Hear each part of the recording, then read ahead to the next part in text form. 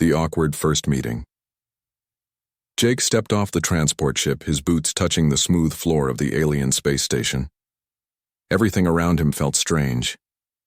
The walls glowed a soft blue, and the air had a faint, sweet smell. He carried a small bag and a data pad with his housing assignment. He had been told he would share a room with someone from another species. He thought it would be weird. He didn't know just how weird it would get as he walked down the quiet hallway. He stopped at door 42B. He took a deep breath and pressed the panel. The door slid open with a soft hiss. Inside was a large room with 2 beds, 2 desks, and a shared washroom. It was clean and simple, and then he saw her. She was standing by one of the beds, unpacking a small case, tall, slender, and clearly not human. Her skin was pale silver with a shimmer that moved when she did. Her eyes were large and bright green, and her hair was long and dark, tied in a braid. She wore a tight training suit that showed her strong body, and a small badge on her arm showed the symbol of her warrior clan. Jake blinked. She turned slowly to look at him. For a second, neither of them said a word. Hi, Jake finally said, trying not to stare. She tilted her head. You are my new roommate? Yeah, I'm Jake. Human, he said, holding up his hand awkwardly. I am Ryla, of the Vosari, she replied, placing her hand flat on her chest. We share this space. Yup. Looks like it, Jake said. He walked to the other bed and dropped his bag. There was silence again. Ryla watched him for a moment, then turned, back to her things. Jake tried to act normal, setting up his stuff and avoiding eye contact. He could feel her watching him from time to time, and it made him nervous. That night, Jake was tired from training. He had worked with both human and alien soldiers trying to prove himself. Back in the room, Ryla had already gone to sleep. She curled up in her bed like a big cat, silent and still. Jake took a quick shower, then lay down, hoping tomorrow would be less awkward. The next morning started normal, but it didn't stay that way. Jake woke up early and went to take another shower. He didn't think Ryla would be awake yet. He left his clothes on the hook, wrapped a towel around himself, and stepped out of the steamy shower room, heading toward his bed. He didn't hear Ryla enter. He didn't see her standing just inside the doorway. As he reached for his clean clothes, the towel slipped. Jake froze. The towel dropped to the floor. He turned quickly, wide-eyed, and there she was, Ryla, standing with her eyes locked on him. She didn't speak. She didn't move. And, most of all, she didn't look away. Jake grabbed the towel and covered himself, his face turning red. I didn't know you were awake. Ryla's eyes were glowing softly. She tilted her head as if studying him. You are different, she said in a quiet voice. Yeah, well, humans don't usually walk around naked, Jake muttered, backing toward the bathroom again. But Ryla kept staring. Her pupils shifted. Her lips parted, just slightly. Then she turned around and walked back to her bed without saying another word. Jake stood there, confused and embarrassed. He didn't understand what just happened, but Ryla did. Deep inside her, something had changed. Strange tension fills the room. The next few days passed like a storm, hiding under calm skies. Jake tried to forget the towel incident. He told himself it was nothing, just an accident. But every time he looked at Ryla, he felt it. The tension, the silence, the way her eyes stayed on him for a little too long. She didn't talk much, but her presence was louder than words. She walked with grace, quiet strength, and a gaze that made his skin feel too tight. Every time they crossed paths in the room, it felt like walking into a wall of heat. One night, Jake returned from late combat drills. He was sore, tired, and covered in sweat. He walked in expecting Ryla to be asleep. Instead, she sat on her bed, her legs crossed, eyes glowing faintly in the dark. You look damaged, she said softly. Jake gave a half smile. Training will do that, nothing broken. She didn't laugh. Instead, she rose and walked toward him. He froze. Without asking, she reached out and gently touched his shoulder, then his ribs. Her hand was cool, firm. She traced along the side where a bruise was forming. "Your body is soft but strong," she whispered. Thanks," Jake muttered, his voice cracking a little. She stepped back. "We do not look away from what we have seen," she added. He didn't know what to say, but before he could ask what she meant, she turned and went to sleep. The next morning, something strange happened. During a security scan, a small malfunction locked their room door shut. Jake and Ryla were stuck inside for 3 hours. They sat across from each other on the floor. "You're not like the others," she said suddenly. "Others?" "The other males in your species. You smell different. You act different." He raised a brow. "Are you studying me?" "I saw your form. Fully. Without barriers. It changed something inside me." Jake's mouth went dry. "Look, I didn't mean for you to see that. I didn't want to look away," she interrupted, her voice calm but intense. "Your body awakened something old. My people call it the first sight. Once seen, it stays with us. Like a scar or a fire." "Fire?" "Yes," she said, leaning closer. "A heat that grows and doesn't stop." Jake's heart pounded. He could hear it in his ears. Was she joking? Aliens didn't joke. Not her kind. "Listen, Ryla," he said carefully. "We're just roommates. I didn't plan any of this." She leaned in more, her eyes glowing. "Neither did I, but now I feel bound." That night, he couldn't sleep. Every time he closed his eyes, he saw hers. He tried listening to music, tried blocking her out, but then he heard something, a soft sound, a whisper. His eyes opened. She was standing by his bed. Her hair was down, her breathing deep. She looked different, softer, wilder. "What are you doing?" Jake asked, sitting up quickly. "I had a dream," she said. "A dream of you and without walls between us. Not just the towel. Everything." He swallowed. "Ryla, maybe we should talk to someone, a medic. Maybe your people—" "No," she said. "They would not understand. They would tear me from this station. They would say I am broken." "Are you?" Her eyes locked on his. "Only when I look away from you." She turned and walked back to her bed. Jake sat there, stunned, unsure of what to feel. He didn't ask for this. He didn't plan this. But deep inside him, something was changing too.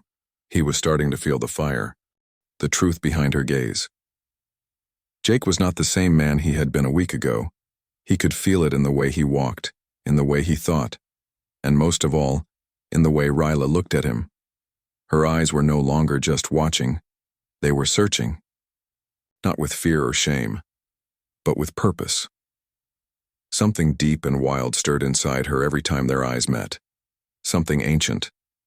The space station around them remained cold and quiet, but their room burned with invisible tension. It was like standing too close to a lightning storm, waiting for the moment it struck. One evening, after hours of weapon drills, Jake entered their room. Ryla was meditating on the floor, her arms folded across her knees, her breathing slow and deep. But the moment he stepped in, she opened her eyes and looked at him like she had already known he was coming. "Sit," she said without blinking. Jake sat across from her, unsure why his heart was pounding. "There is something you must know," she began. "About my kind, about what happened when I saw you." Jake nodded. "I've been waiting for you to explain." She stared at him in silence for a moment. Then she said, "We are not like humans. Love is not built slowly for us. It is not learned through words and time. It is awakened by sight, by scent, by instinct. And once it is awakened, it never goes back to sleep." He felt a chill. "So, you mean, when you saw me, back then?" She nodded slowly. "The first sight. You were uncovered, unguarded. Your scent filled the room. Your skin, your form. They reach something in my bloodline, something sacred, something that speaks to choosing a mate. Jake's breath caught. You think I'm your mate? I know you are, she said. But you don't feel it yet. Not fully. Your kind fights instinct. You cover it with fear. He laughed nervously. This isn't fear. It's just new. New doesn't mean wrong, she whispered. Days passed. Jake tried to ignore what she had said, but it echoed in his mind like a heartbeat. It was impossible not to notice how Ryla's presence affected everything. She followed him now, quietly, always near. During training, she stood nearby. During meals, she sat close. And during rest hours, she would lie in her bed, but never sleep until he did. Then something happened that shook everything. During a mock battle exercise in the outer hangars, Jake's group was ambushed by a rival team. It was meant to be friendly, but one of the alien soldiers struck Jake too hard. A cheap shot to the ribs. He hit the ground hard. Before he could get up, the soldier raised his weapon again, and then Ryla moved, like a shadow ripping through. Fire! She launched across the room. Her fist slammed into the attacker's chest, throwing him back with a scream. She didn't stop. She roared, a low, guttural sound that shook even the instructors. Touch him again, she hissed, and I will rip your bones from your skin. Everyone froze. The match was over, and Ryla stood over Jake, breathing hard, her hands still clenched into fists. You didn't have to do that, Jake whispered. She knelt beside him. You were in danger. My blood doesn't allow me to wait. I protect what is mine. Mine? Jake blinked. Yes, she said without hesitation. I saw you. I marked you. The bond is forming. And now, others will feel it too. That night, everything changed. Jake sat on his bed thinking about the fight, the bond, and what Ryla said. She sat on the floor, her back against the wall, just watching him. He couldn't take it anymore. What happens if I don't accept the bond? He asked quietly. Her face didn't change. You will leave, and the fire inside me will burn until I die. His throat tightened. You're serious. I am Vasari, she said. We do not lie about the bond. And if I accept? She stood slowly and walked toward him. Then we become one. Not just by touch, not just by words, by soul. Forever. He looked at her, at the strange beauty in her silver skin, her glowing eyes, her voice that was now soft instead of sharp. I didn't mean to start any of this, he whispered. Neither did I, she replied. But fate doesn't ask permission. It only moves. The bonding ritual for 2 nights, Jake didn't sleep. His mind was a battlefield of questions and feelings he couldn't understand. Every moment near Ryla made his chest feel heavy, his thoughts cloudy. He wasn't sure what was happening to him, but it wasn't just attraction. It was deeper, stronger, something that felt like it didn't belong to him but was growing inside anyway. Ryla didn't push him. She watched. She waited. But she was changing too. Her skin now glowed faintly in the dark, and her voice had softened. She had become more quiet, more careful, like she was trying not to scare him. But Jake knew. She wasn't hiding her feelings. She was holding something back. Something big. Then came the knock on their door. It was not a normal visit. It was a sound of authority. Behind the door stood 2 tall figures in golden armor, faces hidden behind ceremonial masks. They spoke in Ryla's language, harsh clicking sounds mixed with low hums. Ryla stood up immediately. She turned to Jake. They know, she said. The council has learned of the bond. Jake stood frozen. What do you mean, how? Who told them? They felt it, she said. Through the ether. My kind shares energy. When a bond forms, it echoes. Before Jake could say more, the guards entered. You will come, one of them said in broken English. The council must see this human. Ryla didn't argue. She looked at Jake and nodded once. Come, Do not fear. They can speak loud, but they cannot unsee what I saw. The council chamber was dark and tall like a mountain cave. Glowing roots hung from the ceiling, and the air smelled like sharp metal. 7 elders sat in a half circle. All were female. All were older than ryla. They wore long robes made of silver threads and carried staffs carved with symbols. Jake stood beside Ryla, feeling small. An elder with bright white eyes pointed her staff. You have seen him, she said to Ryla. Your blood has marked him? Yes, Ryla replied without hesitation. And he has touched your mind in return? Not yet, Ryla said.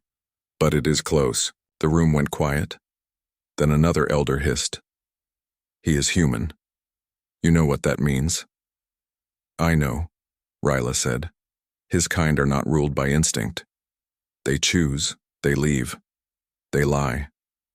He has not lied, Ryla said calmly. He stood before me unguarded. I saw him as he is. The council muttered. Another elder leaned forward. If you wish to claim him, the bonding ritual must be done. Jake stepped forward, confused. What is this ritual? The white-eyed elder looked at him. It is not for you to ask, only to accept or refuse. Ryla looked at him. It is a test, not of love, of truth. If you walk through it with me, the bond becomes forever. If you turn away, the fire ends, but it scars both of us. Jake's mind raced. And if I do it? Then I become yours, Ryla said. In mind, in body, in spirit. He could barely breathe. When? He asked. Now, the elder said. They were taken to a round chamber. In the center was a shallow pool glowing with blue light. Steam rose from the surface, and the floor around it was covered in old carvings. Remove your top, Ryla whispered. The pool must touch your skin. Jake hesitated. Then he nodded and took off his shirt.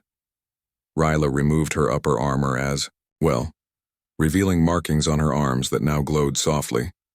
They stepped into the pool together. The water was warm. But it wasn't just water. It felt like it was alive, like it could read thoughts. Close your eyes, Ryla said. Jake did. He felt a pulse, then another. His chest grew tight. His breath stopped. Images rushed through his mind. Flashes of Ryla's past, her fears, her pain, her loneliness. And then suddenly he felt her feeling him. Every moment she had watched him, every thought she had never said, every time she held herself back. It was too much. He gasped and fell forward, but Ryla caught him. Breathe, she whispered. You are almost through. What is this? He whispered. Truth, she said. Our souls are touching. Jake felt his own memories being shared now. His childhood, his pain, the feeling of being forgotten, of not being enough. Ryla saw it all, and she didn't turn away. When it ended, the pool went still. They stepped out, both shaking. The elders stood in silence. Then the white-eyed one said, The bond is real. But another elder stepped forward. Real or not, this is a mistake. Jake looked at Ryla. What does that mean? Ryla's eyes hardened. They will try to break us apart. Why? Because what we have is not allowed. Hunted by her own kind. Jake woke up in the middle of the night, breathing hard. The dream was still fresh. Fire, chains, Ryla screaming his name. It had felt so real. He sat up, wiping sweat from his face, and looked across the room. But Ryla was not there. Her bed was empty. Before panic could take over, the door slid open. She stepped in, moving quickly and quietly. Her eyes were sharp, and her hands were stained with something dark. Not blood, but oil or machine grease. Get your things, she whispered. We have to go. Jake stood. What happened? The council sent watchers. They placed a beacon under our bed. They're planning to take you. Tonight. What? Why? They believe our bond is a mistake. They think it's dangerous. Jake's heart pounded. But we passed the ritual. It doesn't matter, Ryla said. They wanted the ritual to fail. Now that it didn't, they're afraid. Afraid of what? Change, she answered. And power. The bond gave us something they can't control. They left through the maintenance tunnels. The metal walls were narrow, and every few meters, lights flickered above them. Ryla moved like she knew the place, and fast, silent, never looking back. Jake followed closely. He didn't speak, not because he had no questions, but because he could see it in her face. Something terrible had started. The silence between them wasn't fear anymore. It was protection. They reached a hidden docking bay. One small transport ship sat waiting.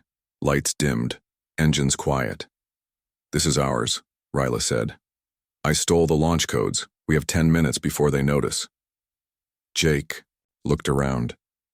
Won't they track us? Yes, she said, but I know where to go. They entered the ship and the doors sealed shut behind them. Ryla took the controls. The ship rose, passed through the station's outer shields, and vanished into deep space. Hours later, they landed on a quiet moon. No cities, no lights. Just cliffs, wild skies, and wind that howled like voices from long ago. The moon belonged to no one, but it felt like it belonged to them now. Ryla found a small cave hidden behind a waterfall. They built a fire from dried roots and scrap tech. They didn't speak much that night. They just sat near the flames, the silence between them thick and heavy. Jake finally looked at her.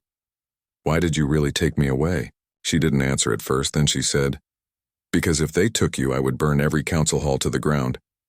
Jake's eyes widened. You'd go that far? She nodded. You gave me something they never could. A choice. A future. And when I saw you, when the towel dropped, something ancient awoke. Something that said, this is the one. He smiled slightly. Funny how it all started with that stupid towel. Not stupid, she said. Sacred. They stayed on the moon for 3 days. On the second day, Jake helped Ryla gather food from strange trees that hummed softly. They laughed when one of the fruits exploded in his hands. For the first time, they weren't soldier and warrior. They were something closer. On the third night, as they lay near the fire, Ryla leaned closer. You're mine now, she said softly. But not because of blood or ritual. Because you stayed. He looked into her eyes. And you fought for me. They kissed, not because of the bond, but because their hearts finally caught up to what their bodies already knew. But peace doesn't last. Not when powerful beings are hunting you. On the fourth night, Ryla stood suddenly. She tilted her head. What is it? Jake whispered. They're here. In the distance, lights moved across the cliffs. Ships. 5 of them. Warriors in golden armor stepping out. Her people. They sent the Bloodseekers, Ryla said. Elite hunters. Can we fight them? Jake asked. She looked at him. We don't fight them, she whispered. We end them. She stood tall, her skin glowing, her eyes burning with fury. They will not take you. They will not break us. Jake stood beside her. Then let's show them what real bonding means. As the hunters closed in, Ryla whispered something in her language, a vow, old and deadly. And the fire behind them rose higher. Betrayal and sacrifice. The wind howled outside the cave like a scream trapped between stars. Jake stood beside Ryla, staring down the slope where 5 alien hunters were approaching, their armor glowing like suns in the dark. They moved without sound in perfect rhythm, as if each step had been practiced 1,000 times. Jake's hands shook, not from fear, not anymore, but from the weight of what he was about to face. What do we do? He asked. Ryla didn't blink. We survive. Can we win? She looked at him for a long time. Not without blood, she said. They moved fast. Ryla leapt out of the cave first, her blade drawn, her body twisting through the air like she was made of flame. The first hunter didn't even see her coming. Her strike was silent, fast, brutal. Armor cracked, a body dropped. Then the others reacted. Jake grabbed a pulse rifle from their hidden supplies and ran behind her. His aim wasn't perfect, but it didn't need to be. He only had to keep them off her back. They fought side by side in human and alien, a bond of instinct and raw trust. But it wasn't enough. The hunters were trained for this. Their weapons were ancient and smart. One of them released a net of light and it caught Ryla midair. She crashed to the ground with a cry, struggling as the net tightened around her. "No," Jake screamed. He ran forward, fast, too fast, and fired at the device. It sparked, but another hunter struck him from the side. He hit the ground hard, his head ringing. The last thing he saw before blacking out was Ryla's face. Her, lips forming his name. When Jake woke, he was in chains. Cold metal bit into his wrists. He was on the floor of a dark alien cell. The walls were made of smooth black stone. The air was still. Too still. He sat up slowly, pain crawling across his ribs. "You're awake," came a voice. An elder stood outside the cell. Not one from before, this one wore black robes and no mask. "Where's Ryla?" Jake asked. The elder didn't answer. "Where is she?" Jake yelled. Finally, the elder spoke. "She broke the law. She bonded with a human. She chose a path. We cannot allow she will be judged." "No," Jake said. "You don't understand. You are nothing here," the elder interrupted. "You were an accident, a weakness, and now a danger." Jake stood slowly. "Then take me instead." The elder raised an eyebrow. "What? You want the bond broken? Take me. Exile me. Kill me. Just let her live." The elder tilted his head. "You would die for her?" "Yes," Jake said without hesitation. Silence followed. Then the elder said something Jake didn't expect. She already offered the same. Later that night, a guard came. He unlocked Jake's chains without a word and led him down a long corridor. They entered a room where Ryla stood, bruised but unbroken, her arms chained to a stone pillar. She looked up and her eyes softened. "You're hurt?" she whispered. "You too," Jake said. They stared at each other like nothing else existed. A high priestess entered. Her robe shimmered like firelight. "One of you must fall," she said. "Either the bond end, or your lives do." Ryla stepped forward. "Then take mine." "No," Jake shouted. "Take mine." The priestess frowned. "You both offer your lives? Strange. Your kind surprises me, human." She turned to the guards. "Unchain them." They didn't move. "I said unchain them," she shouted, and her voice echoed like thunder. Outside the council chamber, the two stood alone, free, for now. Jake looked at Ryla. "Why did you offer your life?" "Because you gave me something worth dying for," she said. "You're crazy." "Maybe," she smiled. "But we're still here." He reached out and took her hand. "So now what?" "Now," Ryla said, "we stop running. We fight?" "No," she said. "We show them what our bond truly is. Not fear, not danger, but strength." Jake looked at her, really looked, and finally understood. Their bond wasn't about what they saw in each other that night with the towel. It was about what they had chosen to face together since. Not just attraction, not just instinct. Something real, something eternal. New life, new rules. They didn't go back to the cave. They didn't run anymore. Instead, Ryla and Jake walked together through the heart of her homeworld, where ancient towers touched the sky and the eyes of the people watched them from the shadows. Many of them had never seen a human up close. Even fewer had ever seen one walk beside a Vosari warrior with hands locked and heads held high. But no one dared speak. Not after what had happened in the council chamber. Not after Ryla and Jake both offered their lives. The high priestess summoned them again. This time there were no guards, no chains, no traps. Only questions. "Why did you return?" she asked. Jake spoke first. "Because we're not afraid anymore." "You still think your bond is pure?" another elder asked. "Even now when it brings division. Division leads to change, Ryla replied calmly. You taught us to obey, to follow the old ways. But the bond showed us something deeper. Not rules, not blood, choice. The room fell silent. Then the priestess leaned forward. Then you will prove it. Days passed. Jake and Ryla were tested. Not with weapons or drills, but with words, with memories, with emotion. They were separated and questioned. They were shown visions of each other's past, asked to judge, to doubt, to deny, but neither of them broke.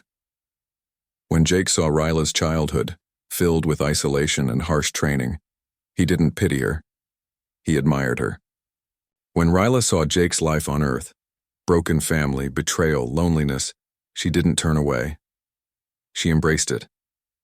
The final test came at sunrise. A platform was built in the center of the capital. Thousands gathered. Humans from nearby stations were invited. Vosari citizens lined the edges, silent, unsure of what would happen. On the platform stood Jake and Ryla. Before them was an ancient device, the Bondstone. It hadn't been used in generations. This is your choice, the priestess said. You may place your hands upon the stone. If your bond is true, it will glow. If it is not, you will both be cast out forever, from our people, from our stars. Jake looked at Ryla. She nodded. They stepped forward together and placed their hands on the smooth black surface. At first, nothing happened. Then the stone began to hum. A soft light flickered beneath their hands, then spread outward like veins of light in the dark. It glowed brighter, then lifted into the air, spinning around them like a ring of stars. The crowd gasped. The elders stepped back, and the priestess closed her eyes. The bond is true, she whispered. What happened next was never written in books, but it spread like fire across the stars. For the first time in Vosari history, an alien, a human, had bonded with one of their own through ancient law, not politics, not science. Jake became a symbol of change. Ryla, a symbol of courage. Others followed. Human diplomats met with Vosari leaders. Soldiers trained side by side. Scientists shared knowledge once locked away. But the most powerful shift happened quietly, deep inside the hearts of those who watched them. Months later, Ryla and Jake stood on a quiet hill under twin moons. It was peaceful. The wind was soft. We've come a long way from the towel, Jake said with a laugh. Ryla smiled. You still talk too much. You still stare too long. Only when I forget how lucky I am. He pulled her close. You were never lucky, he whispered. You chose. She rested her head on his shoulder. Yes, she said, and I would choose you again. They stood like that, wrapped in silence as the stars above blinked like ancient eyes. Then, just before they turned to head back, Ryla touched her belly. Jake looked down, confused. What is it? Her voice was calm. Steady. A new bond, she said. One that grows inside me. He stared at her, his eyes wide. You mean... She nodded. You dropped the towel, she whispered with a grin. And now look what you started.